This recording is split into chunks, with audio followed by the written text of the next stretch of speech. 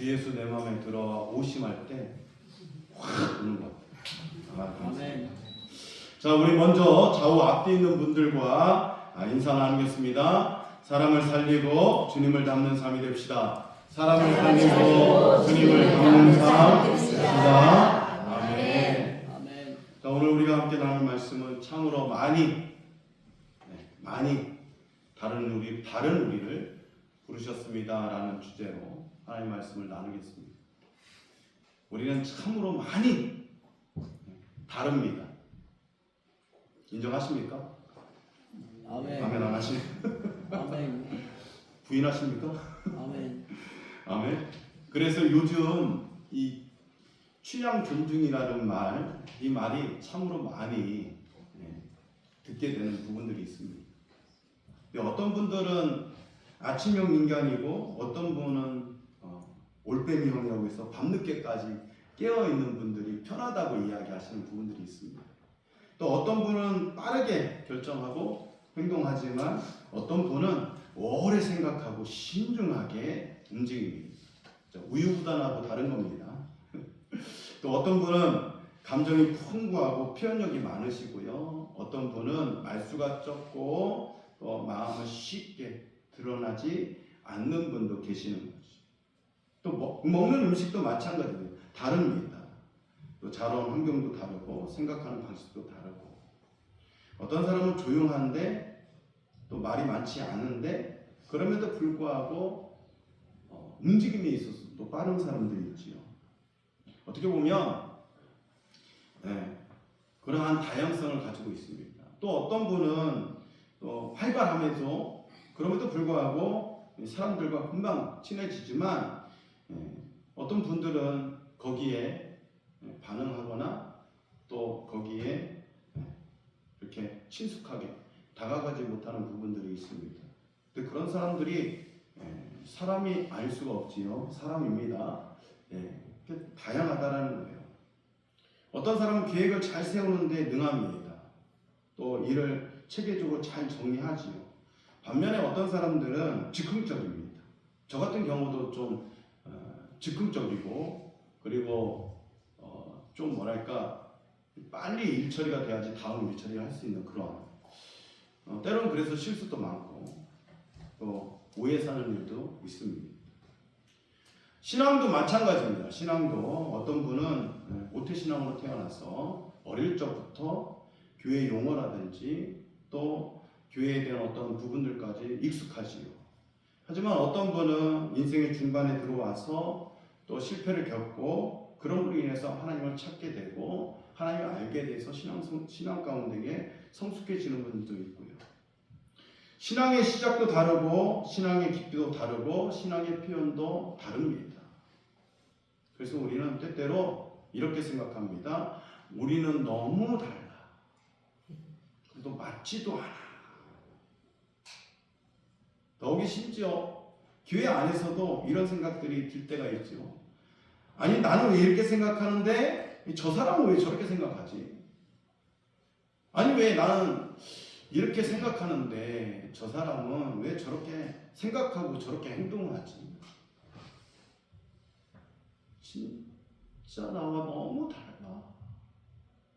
그러다 보면 우리는 무의식적으로 서로를 비교하고 때로는 판단하기 시작합니다. 그런데 오늘 우리가 깊이 생각해야 할 놀라운 사실이 하나 있습니다. 하나님은 이렇게 참으로 다른 우리를 각각 따로 부르신 것이 아니라는 겁니다. 함께 부르셨다는 사실 여러분 기억하시기 바랍니다. 아멘. 우리를 개인으로만 부르신 게 아니라 교회라는 이 공동체 안으로 부르셨다. 아멘. 에베소서 2장 21절에서 22절에 이렇게 이야기합니다. 그의 안에서 건물마다 서로 연결하여 주 안에 성전이 되게 하시고 너희도 성령 안에서 하나님이 거하실 처소가 되게 하기 위하여 그리스도 예수 안에서 함께 지어져 가느니라. 아멘. 하나님은 같은 사람들을 모아서 교회를 만드신 것이 아니란 겁니다. 참으로 다른 사람들을 한 공동체로 묶으셨다는 그것은 우연이 아닙니다. 사람의 선택도 아닌 것이지요. 하나님의 의도가 있고 또 하나님의 부르심이 명확하다라는 거예요. 아멘. 그래서 질문이 하나 생깁니다. 이렇게 다른 우리가 어떻게 한 교회를 이루고 어떻게 교회를 든든히 세워갈 수 있을까? 사도 바울은 이 질문에 대해서 아주 매우 짧지만 강력하게 이 문장을 탁 내세웁니다. 고린도전서 오늘 읽었던 본문 14절 말씀이죠. 너희 모든 일을 사랑으로 행하라. 그리스도 교회는 아주 문제가 많았던 교회입니다. 분쟁이 있었고요. 서로 네 편 내 편 편을 갈라졌고 신앙적인 성숙도 매우 달랐습니다. 누군가는 은사가 뛰어났고 누군가는 믿음이 약해 있습니다. 어떤 사람은 열정적이었고 어떤 사람은 여전히 세상의 가치관 속에 있었습니다. 쉽게 말하면 정말 다양한 사람들이 모인 교회였다라는 거지요.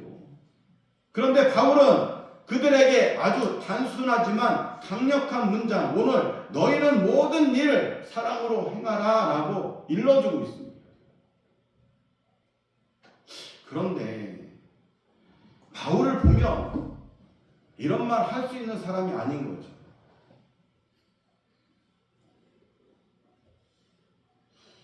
이 바울을 보면 와, 이런 말을 쉽게 이렇게 할 수 있을까라고 생각되어집니다. 여러분들 잘 아시겠지만 바울은 예수 믿는 사람을 족쳐가지고 죄송합니다. 제 족전단을 좀 못되게 불어가지고 감옥으로 보내고 때로는 스테판을 죽이기도 하고 선봉장에 있었던 사람입니다. 그랬던 사람이 모든 일을 사랑으로 행하라. 완악한 사람이었습니다. 아, 이런 말을 이렇게 끊을 수 있을까? 그런데 사도 바울은 이전에 그랬지만 하나님 앞에 무릎 꿇고 회개하고 돌이킴으로 말미암아 180도로 바꿔졌는데 안 거죠. 예수님을 만나고 나서 무엇이 옳은지 무엇이 바른 길인지를 깨닫습니다. 그 사건이 다메섹 사건이지. 그리고 나서 고백할 때에 자기의 어떤 지식과 정보는 흠토만도 못하다라고 여기면서 오로지 예수님께서 말씀하신 예수님께서 행하셨던 모든 것이 고상하다, 너무 아름답다, 그 어느 것보다도 최고다 라고 이야기하면서 고린도에 있는 교인들에게 이렇게 이야기하는 거죠. 너희 모든 일을 사랑으로 행하라. 자, 여기에서 중요한 단어가 무엇일까요? 대부분 할렐루야. 사랑이라고 얘기했으면 제가 감사합니다. 모든 일이에요. 모든 일. 봉사도 사랑으로, 섬김도 사랑으로, 회의도 사랑으로, 대화도 사랑으로, 갈등도 사랑으로 풀어야 한다는 건데 이 사랑이 주가 아니라 모든 일이죠. 이 모든 것을 결정적인 것은 모든 일입니다. 왜냐하면 교회는 누구나 더 잘하느냐를 겨루는 것이 아니기 때문이죠. 교회는 누가 더 옳은지 증명하는 것도 아닙니다. 교회는 그리스도의 사랑으로 서로를 살리는 공동체인 줄로 믿습니다. 아멘. 그래서 바울은 또 한 가지를 강조합니다. 이런 사람들을 알아주라. 18절에 이야기합니다. 여기서 알아주라는 말은 단순히 그 이름을 좀 기억해줘 라고 이야기하는 것이 아닙니다. 그들의 수고를 존중해줘, 귀하게 여겨줘, 그들의 헌신을 존중해주고 따뜻하게 맞이해줘 라는 의미가 있습니다. 아멘. 그것도 그럴 것이 공동체는 누군가의 헌신을 위해서 세워진 것이 아닙니다. 늘 같은 사람만을 섬기고 늘 같은 사람만 책임지고 늘 같은 사람만 헌신하면 공동체는 결국요 지쳐버리고 맙니다. 그러나 함께 순종하고 함께 협력해서 선을 이룬다면 힘을 얻게 되는 거죠. 아멘. 그래서 사도 바울은 말합니다. 이런 사람들을 알아주라. 오늘도 세 사람의 인물이 나오지요. 섬길 줄 아는 사람들이었다. 그런데 그 세 명뿐만 아니라 이후에도 바울을 돕는 동역자들이 무수히 많습니다. 그렇게 섬김을 알아줄 때 기쁨은 공동체 안에서 배가 될 줄로 믿습니다. 아멘. 참 어떻게 보면 이 헌신이라는 이 단어는 참 이상합니다. 아무도 알아주지 않거나 관심을 가져주지 않잖아요. 그럼 힘이 빠집니다. 단 한 사람이라도 수고하셨습니다, 고생하셨습니다 라고 진심으로 말해줄 때 그 마음이 다시 살아난다라는 거죠. 물론 때로는 잊고 지나칠 수 있습니다. 그런데 여러분, 하나님은 아신다라는 거예요. 누가 뚜렷하게 알아주지 않아도 하나님은 그 마음을 알아주십니다. 교회는 교제하기 위해서, 물론 교제하기 위해서도 오지요. 교회는 단합회하기 위해서, 물론 단합회 좋습니다. 안 모이는 것이 희한하죠. 근데 중요한 것은 목적이 뚜렷하게 있는 거죠. 내가 예수 그리스도를 믿고 하나님의 백성으로 하나님만을 위해서 영광 돌리고 헌신하고 하나님 앞에 갔을 때에 목적이 상급받는 데 있는 거죠. 사도 바울도 이것을 위해서 자신을 끊임없이 채찍질하고 하나님 나라를 위해서 경주하는 사람으로서 표현합니다. 더 깊이 들어가 보면 우리를 다시 일어나게 하시는 힘은 결국 사람의 말이 아니라는 거예요. 복음입니다. 십자가 앞에 서면 우리는 깨닫게 됩니다. 내가 잘해서 여기 있는 사람이 아니라 은혜로 서 있는 사람이라는 사실을.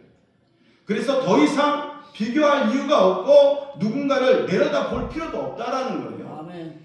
교회는 완벽한 사람들이 모인 곳이 아닙니다. 부족하지만 은혜로 살아가는 사람들이 서로를 붙들어주고 서로 중보기도 해주고 서로 아멘. 고민해주고 서로 아픈 것이 있으면 또 쓰다듬어주고 실패했으면 안아주기도 하고 그렇게 함께 걸어가는 것이 교회 공동체인 줄로 믿습니다. 아멘. 여기서 우리는 복음의 핵심을 발견합니다. 교회가 세워지는 이유는 우리의 성격이 맞기 때문이 아니라는 사실이지요. 우리의 생각이 같기 때문도 아닙니다. 우리를 하나로 묶는 것은 단 하나, 예수 그리스도의 사랑 때문이라는 것을 여러분 꼭 기억하시길 바랍니다. 아멘. 요한복음 13장에도 이렇게 이야기합니다. 새 계명을 너희에게 주노니 서로 사랑하라. 내가 너희를 사랑한 것 같이 너희도 서로 사랑하라. 아멘. 너희가 서로 사랑하면 이로써 모든 사람이 너희가 내 제자인 줄 알리라. 아멘. 예수님은요, 교회의 특징을 이렇게 이야기하는 거예요. 너희가 서로 사랑하면 세상이 너희를 알아볼 것이다. 사람들은 능력으로 교회를 보지 않습니다. 규모로 교회를 판단하지 않아요. 사람들은 그곳에 진짜 하나님의 말씀으로 인해서 사랑이 있느냐 없느냐 이것을 보게 됩니다. 코로나 때 보십시오. 신천지 이단입니다. 세상 사람들은 그들을 이단으로 보지 않아요. 교회로 보지. 그 교회가 문제를 일으켰어요. 그러니까 싸잡아서 다 모든 교회가 그렇다라고 이야기하는 거예요. 우리만 알아요. 우리가 정통이라는 거. 그들은 이단이라는 거. 안 그렇습니다. 세상 사람들은 그들의 눈에는 뭐가요? 저것도 교회야 라고 봅니다. 우리에게 사랑이 있는지 없는지 그들이 판단해요.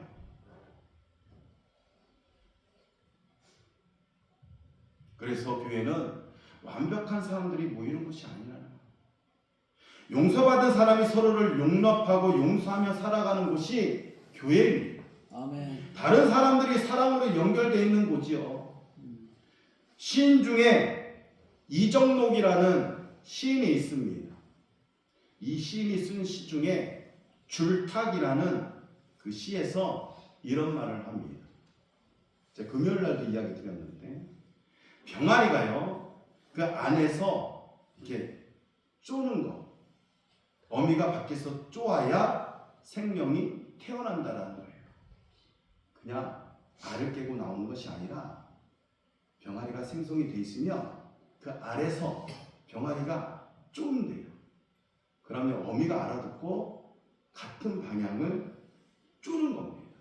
그것을 줄탁동시라고 이야기합니다. 안에서만 쪼아서 안 된다라는 거지요. 밖에서도 쪼아야 된다라는 겁니다. 함께 쪼아야지 생명이 탄생합니다.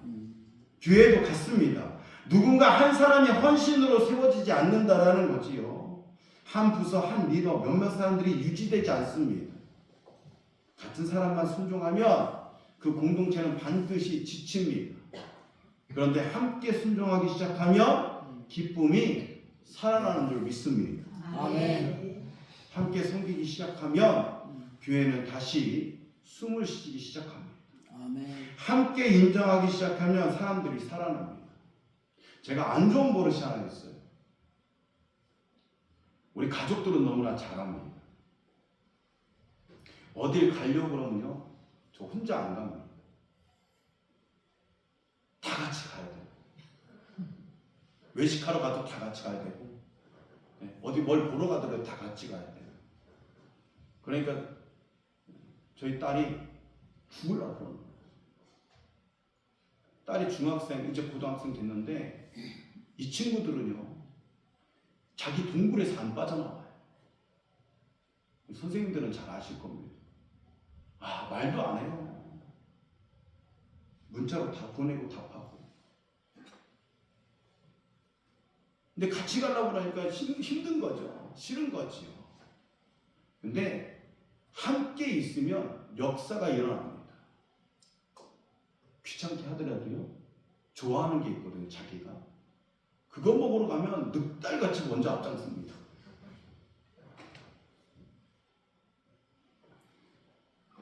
그래서 함께 인정하기 시작하면 그때부터 살아납니다. 그래서 오늘 우리의 적용할 부분들이 있다면, 사랑은 말이 아니라 태도에 있습니다.